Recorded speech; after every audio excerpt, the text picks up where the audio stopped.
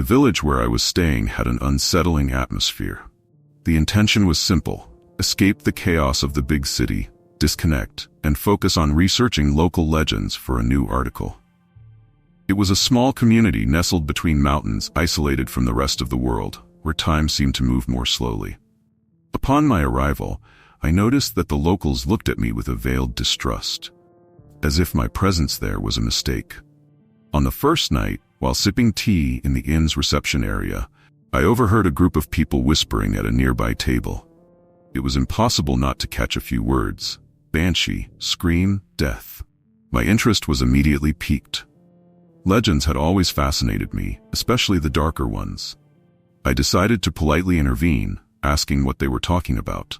One of the women, her face aged and marked by time, gave me a heavy look and murmured, "There's a woman who screams on foggy nights. When you hear the scream, someone dies." I paused for a moment, trying to hide my skepticism. I had heard variations of this story in other places, but it always seemed like an exaggerated superstition. Nevertheless, I thanked the lady and went to my room, promising myself I would pay more attention to these rumors in the coming days. The night was cold and silent. The inn's windows creaked with every gust of wind, and for some reason, I couldn't sleep. I kept turning from side to side, listening to the sound of the wind outside, when suddenly, a high-pitched scream echoed through the night. It was a piercing sound, as if someone was suffering unimaginable pain. I jumped out of bed, alarmed, and ran to the window, trying to figure out where the sound was coming from. A thick fog covered the village, making it impossible to see anything. The scream stopped as suddenly as it had started. I stood there for a few minutes, my heart racing, unsure of what to think. A chill ran down my spine, but I convinced myself it was just exhaustion playing tricks on me. The next morning, during breakfast, the news had already spread. One of the villagers, a middle-aged man, had been found dead earlier that morning. The cause of death was unclear, but the body was in a terrible state, as if it had been brutally attacked. The same old lady from before whispered to me as she passed by my table, "The scream always announces a death." I left breakfast earlier than usual, disturbed by the heavy atmosphere that seemed to hang over the village. I was still trying to rationalize what I had heard the night before. It was impossible that a mere scream could be related to someone's death. But the coincidence was unsettling. The stories I'd heard that night and the furtive glances from the locals seemed to form a puzzle I didn't want to piece together. But something told me that was only the first piece. In the days that followed, the feeling of discomfort only grew. I tried to focus on my notes about the village's history, on interviews with the older residents, but the thought of the scream and the subsequent death kept haunting me. I didn't want to believe it was connected, but every time I looked at the people around me, I could tell they believed it fervently. It was as if I were trapped in a bubble of fear, surrounded by empty gazes and faces marked by superstition. It was in this tense atmosphere that the nightmares began. On the first night, I woke up sweating, my heart racing, with the vivid image of a woman with long, disheveled hair. She was shrouded in a thick fog, and her eyes, deep and full of pain, seemed to stare directly at me. In the dream, she didn't speak. She just opened her mouth and screamed. The sound was the same I had heard that fateful night. When I awoke, I could still feel the echo of that scream reverberating in my ears. I got out of bed, my mind clouded by sleep and fear, and paced around the room in search of some distraction. The feeling that something was wrong in that inn could no longer be ignored. The wind seemed colder, the creaking of the wood more intense, as if the very structure were alive, reacting to an invisible presence. I decided I needed to know more. The next day I sought out the older villagers. Some were reluctant to speak, averting their gaze whenever I mentioned the Banshee, but others, perhaps driven by the need to ease their own fears, shared fragments of old stories. They told me that the Banshee was a woman wrongfully killed, condemned to wander the village eternally, announcing deaths with her piercing scream. No one knew for sure why she had started appearing, but everyone believed the legend had some basis in reality. Each new piece of information fed the mystery. Returning to the inn that afternoon, I noticed something that had previously escaped me. On one of the wooden beams on the ceiling of my room, there was a symbol carved, an ancient pattern, almost worn away by time. Upon closer inspection, I found other similar symbols scattered throughout the structure of the inn, always in discrete locations. I was intrigued. It seemed like a protection system, something reminiscent of rituals meant to ward off evil. And I wondered why anyone would need such marks in a place so isolated. And then the second death occurred. This time, it was a young woman, found in even more brutal conditions than the previous man. The news spread quickly through the village, and a climate of fear and superstition gripped everyone. People whispered, pointed to the sky, and locked themselves in their homes before sunset, as if trying to protect themselves from something only they could sense. With each new scream, I woke up in the middle of the night, sweaty and gasping, feeling the presence of that disheveled-haired woman growing ever closer. The nightmares continued, and the more I dreamt of her, the more I realized this wasn't just some superstition. It was real. The Banshee was connected to me somehow, and the symbols I kept finding seemed to protect me. But for how long? I needed to understand the connection. I could no longer ignore the truth that was slowly unfolding. The third night was different. The scream came earlier, cutting through the silence before the village had fully fallen asleep. But this time, something had changed. The sound seemed closer, as if it echoed from the walls of my room. Sweat trickled down my forehead, and even before I got out of bed, I knew the Banshee was coming for me. Panic set in. I rushed to the window, expecting to see the fog enveloping the village, but what I saw was worse. The fog was around the inn, swirling in dense spirals, as if it wanted to swallow the place whole. The village outside seemed distant, untouched, while I was trapped in a suffocating bubble of terror. The thought of fleeing hit me almost instinctively. I grabbed my things quickly, threw my coat over my shoulders, and hurried down the inn stairs. It didn't matter if the fog was thick or if the scream was drawing nearer by the second. I had to get out. But when I reached the door, I was struck by a cruel revelation. The exit was no longer there. The inn's walls seemed to have closed in around me, as if I were in an invisible prison. I tried running to the back, searching for another way out, but the feeling of being watched was undeniable. Every time I passed through a corridor or an empty room, I felt her presence closer. It was as if the very symbols that had once seemed to protect the place had now turned against me, trapping me in the middle of a snare I couldn't escape. And then I saw her. The Banshee stood at the entrance to the kitchen, shrouded in mist, her form indistinct at first, but every detail becoming clearer as she approached. Her long, tangled hair fell like a veil over her pale face, her eyes wide with despair and pain. She didn't need to say anything. The silence surrounding her was as crushing as the scream I knew was coming.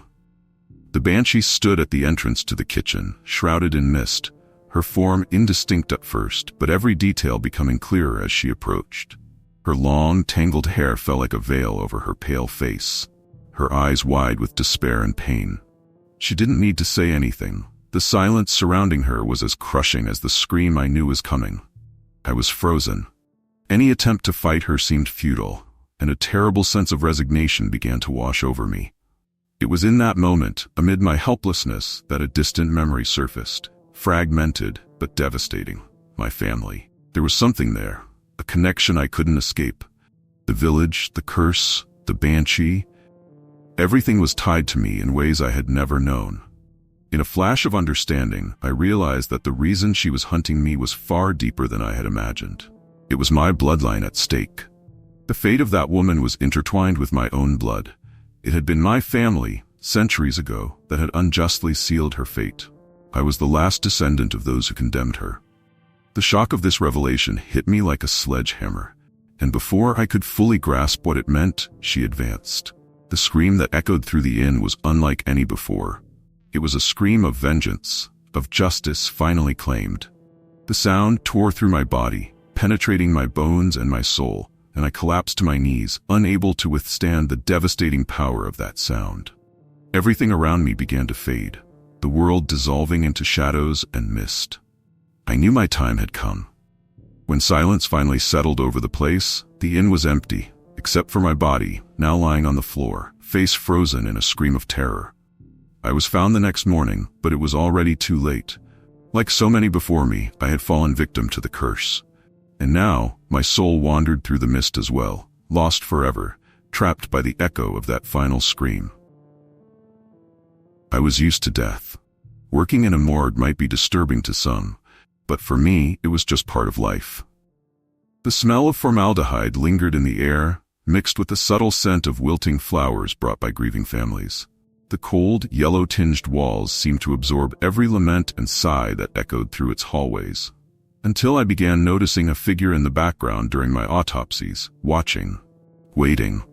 At first, I thought it was just nerves or the solemn routine getting to me.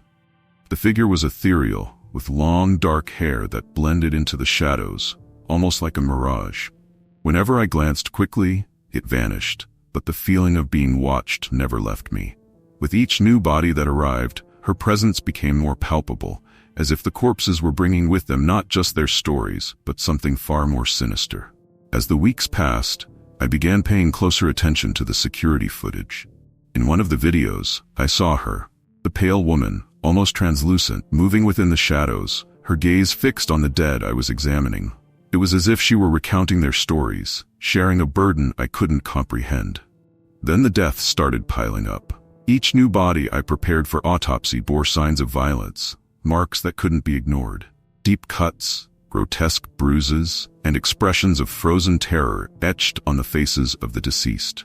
The official cause of death always seemed natural: heart attack, accident, overdose. But I knew there was more, something I couldn't ignore.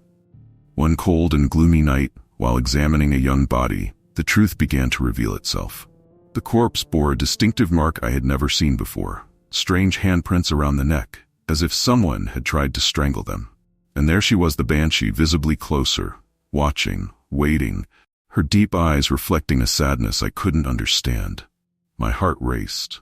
I wasn't just dealing with death, I was dealing with something supernatural. Investigating the origins of this entity became an obsession.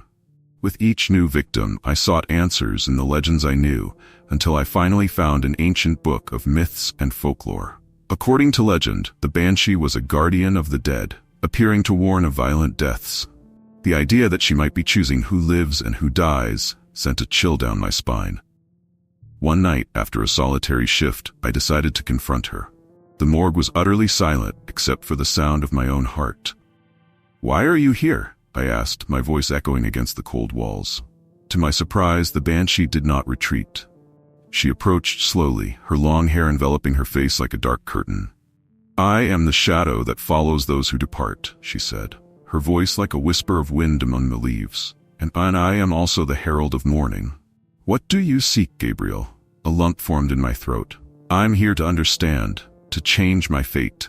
Her gaze pierced through me, as if she could see my soul. The realization that my name was on the list of future victims terrified me. My life, which had always been dedicated to understanding death, was now at risk. From that moment, my sanity began to unravel. I tried to escape, but the Banshee became more present. Not just a spectator, but a force feeding on despair. At every corner, I heard her lament echoing in my ears, as if she were guiding me toward an inevitable fate.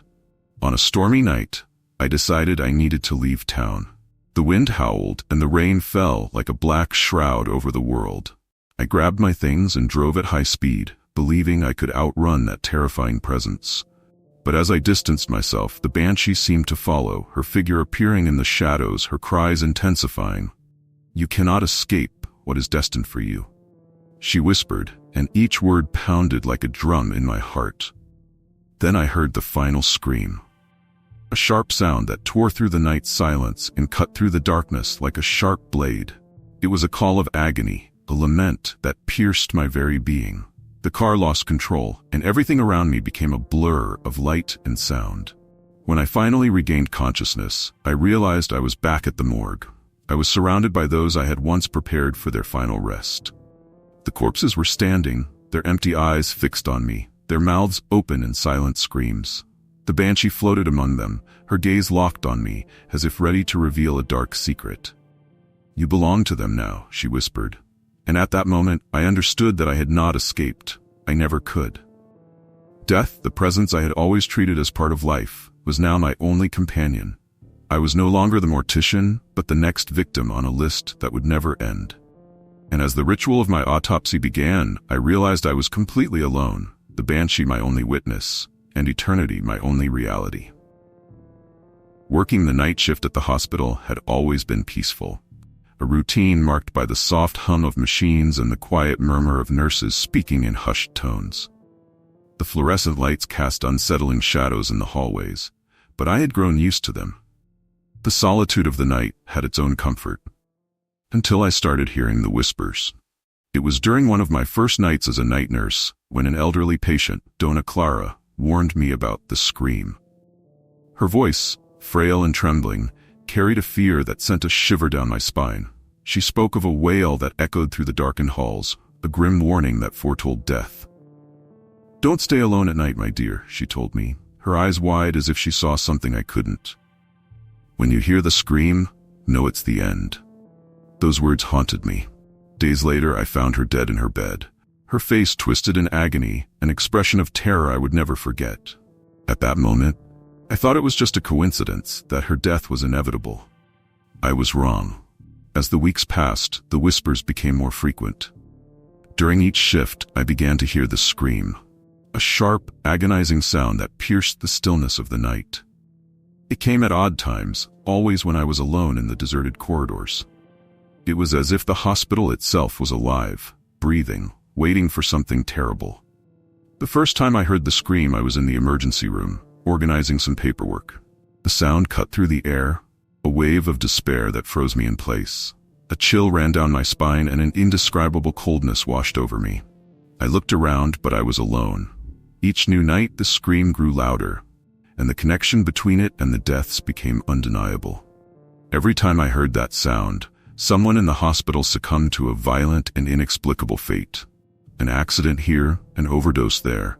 Death seemed to pile up, as if a shadow was spreading through the walls.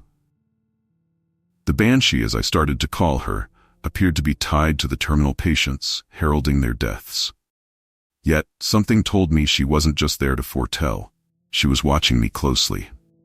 One night, as I cared for a terminal patient, I felt a sudden chill. I looked out the window, and the reflection showed a shadow moving quickly. It was a woman with long black hair, her ethereal figure floating in the dim light. My heart raced, and the scream echoed again, closer, more intense. I knew something was terribly wrong. The presence of the Banshee grew more unsettling, like a predator waiting for the right moment to strike. I began to investigate, searching for answers in the urban legends whispered among the hospital staff. One name stood out: the old healer who had once lived in the area. Whispers about her history mingled with death and the pain she had endured. As I heard the stories, the truth began to form in my mind, but it wasn't enough to prepare me for what was coming. On a stormy night when the thunder echoed like cries of despair, I decided it was time to seek the truth in the hospital's old records. The walls of the records room were covered in dust, and the weak light of a lantern cast dancing shadows everywhere. As I sifted through the yellow documents, I found an entry that chilled my blood. The hospital had been built over a cemetery where a woman had been mistakenly buried alive. It was her, the Banshee, the old healer who had become a dark legend. Her rage pulsed through the walls, and the pain of her unjust death lived in every corner.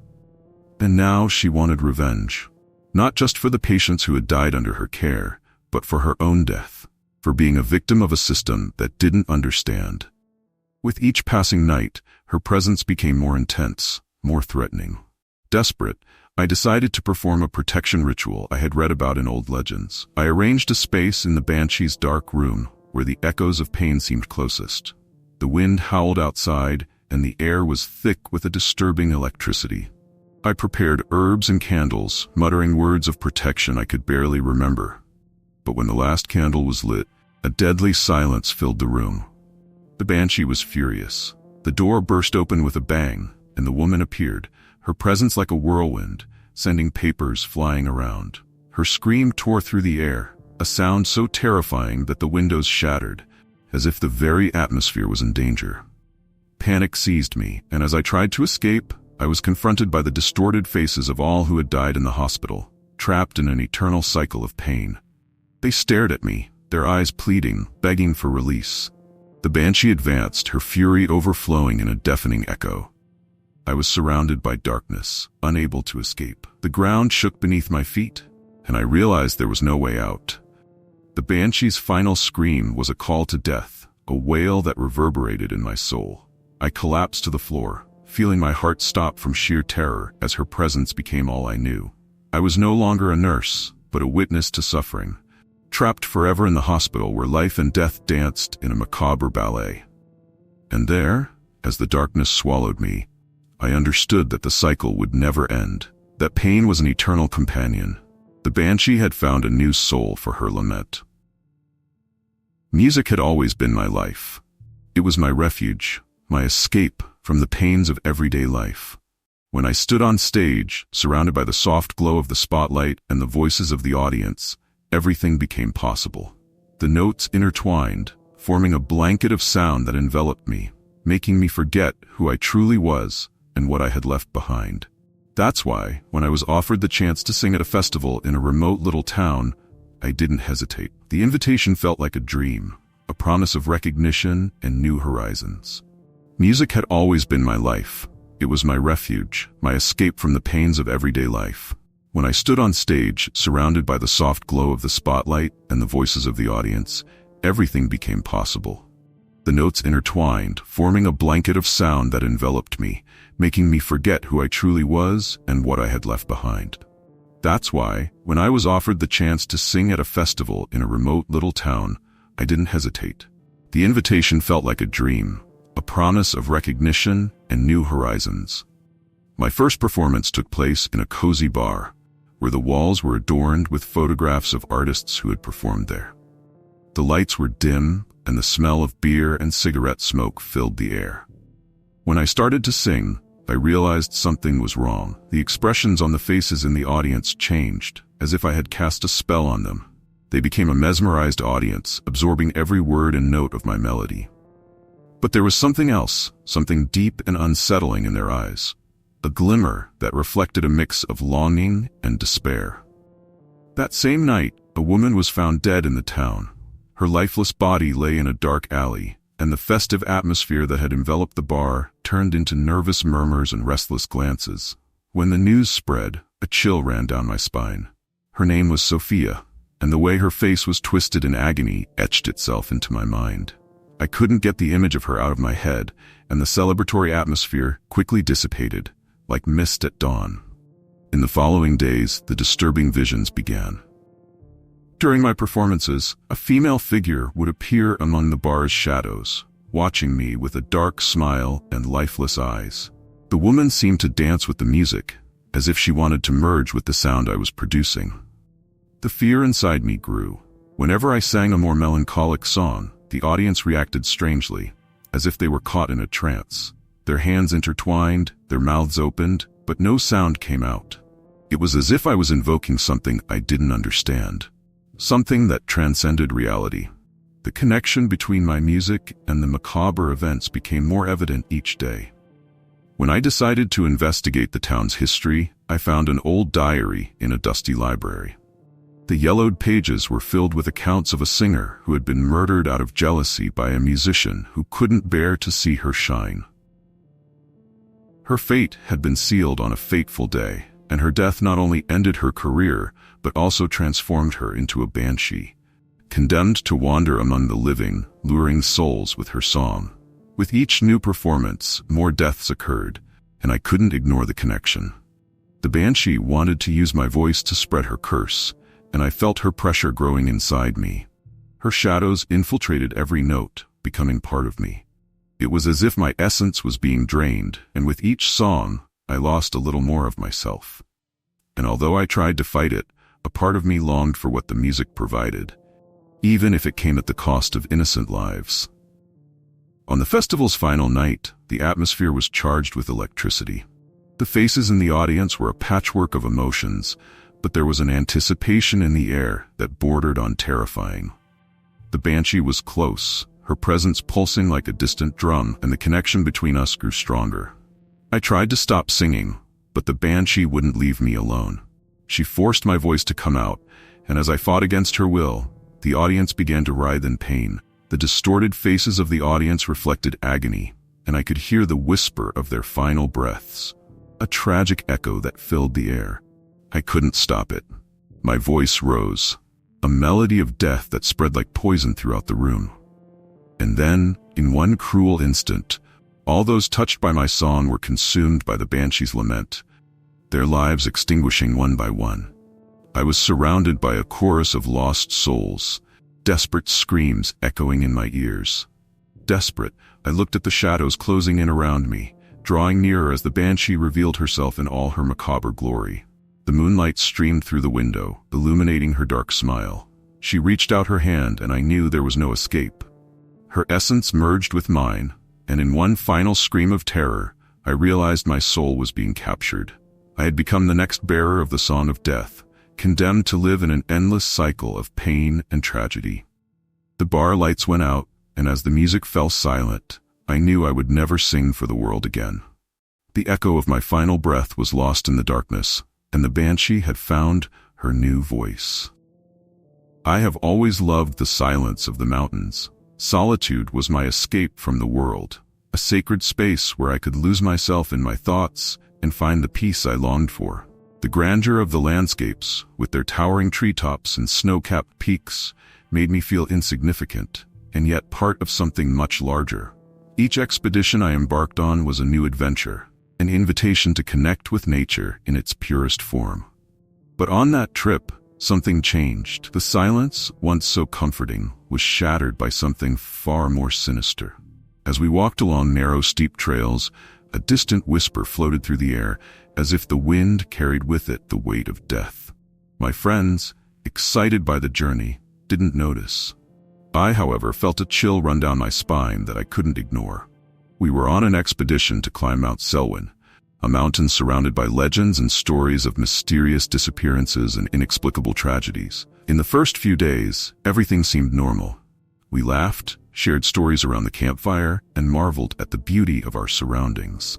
But as we pressed on, the atmosphere began to shift. The trees seemed to whisper among themselves, and the shadows stretched as if they wanted to swallow us whole. On the third night, as we prepared to sleep in our sleeping bags, I heard that whisper again. It was like a call, a familiar voice that grew increasingly insistent. "Renan," it seemed to say, and the way my name echoed in the mountains left me unsettled. I walked to the edge of the camp and looked up at the sky. The stars shone brightly, but what caught my attention the most was the mist that was gathering on the mountain slopes. The next morning, we decided to explore a trail that led to a famous viewpoint known as the Eye of the Mountain. The air was heavy, and the clouds were building, obscuring the sun. As we walked, the whisper intensified, seeming to float on the wind. Unease began to spread among us, but I tried to ignore it, reminding myself that we were there to have fun and experience a new adventure. Then something happened. One of our friends, Mark, who was ahead, vanished. He had just gone to check a trail that veered off from the main path. After calling for him repeatedly with no response, we decided to go after him. We walked through a small valley covered in rocks and brush, but what we found was a terrifying scene. Mark lay on the ground, his eyes wide with terror. His body was lifeless, and a strange mist seemed to envelop him. A sense of dread wrapped around me like a heavy cloak. He was no longer with us. The group was in shock, unable to process what had happened. We tried to convince ourselves that he had slipped, but a part of me knew that something more sinister was at play. And then, in the dead of night, I saw a pale woman with disheveled hair in the distance. She stood there between the trees, watching me with a gaze that seemed to pierce my soul. My heart raced, and a silent scream echoed within me. I knew that whenever I saw her, one of my friends disappeared. The following nights were filled with whispers and shadows. Each time I heard that distant call, something within me twisted with fear. No one else believed me when I shared what I was seeing. To them, I was just panicking, succumbing to exhaustion and the pressure of the expedition. The truth was that with every step, the panic grew. On the fourth night, when I decided to explore alone, the mountains became my labyrinth. The rocks seemed to shift, and the thick mist made it hard to see. It was then that I found a cave. The whisper grew louder, and inside, a biting cold enveloped my body. The walls were damp and covered in moss, and I hesitated, but curiosity pulled me inside. With each step I realized the cave was filled with marks, engravings made by invisible hands. It was then that I understood the mountain was known to the local villagers as the Banshee's Nest. I had read about this entity in an old book of horror stories I found at home, but I never imagined it would be so close. The Banshee, according to legends, announced death and had a macabre connection to that place. I began to piece together the puzzle, but it was too late. The next morning, another friend disappeared. This time it was Sarah, who simply didn't show up for breakfast. A sense of despair began to engulf me. The atmosphere was heavy, and the group started to fracture with distrust. Each of us began to wonder if we were next. During the day, the whisper became deafening, and I knew something was about to happen. When night finally fell, I found myself alone in the camp. The campfire had gone out, and silence was replaced by the whisper, which now sounded like a distant scream. The air was cold, and the stars seemed farther away than ever. Listening to the echoes, I realized I was no longer alone. The Banshee appeared before me, her spectral figure floating, a shadow against the starry sky. "You should not be here," she murmured, her voice an echo of pain and loss.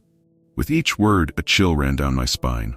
I realized the whisper I had heard so many times was the herald of my own death. I tried to scream, but no sound emerged. The Banshee began to toy with me, appearing and disappearing, amplifying my paranoia and terror. Each distant laugh and each whisper was a torment, and I knew I was alone in my struggle. The full moon illuminated the mountain, and as I tried to escape, I ran away, losing my sense of direction. But the following shadows were relentless. Along the way, I found a cave. When I entered, I was hit by a strong smell of decomposition. My eyes adjusted to the darkness, and what I saw made my heart stop. The mutilated bodies of my friends, frozen in expressions of pure terror. Sarah, Mark, and others, they were all there, as if they had been frozen in a moment of despair. I was in shock, unable to process the horrific scene before me. The scream of the Banshee echoed in my mind, a deafening sound that made me feel as if the mountain itself were alive, laughing at my pain. Heart racing and mind shattered, I tried to flee. I ran, but the dense mist enveloped everything, guiding me back to the abyss. As I ran, the Banshee's scream resonated again, and before I knew it, I felt my feet slip on a loose rock. The world around me seemed to fade as I fell, images of my friends surrounding me, their faces distorted by pain. In the last moment, I looked up and saw her floating above me, her cold, distant smile being the last thing my eyes captured before the fall. Terror consumed me, and a strange sense of peace enveloped me as the ground approached. The mountain, with its macabre silence and dancing shadows, had taken me. The Banshee had found her new victim. And as my consciousness faded, I realized that the whisper would never leave that place, but now, I too would become a part of it.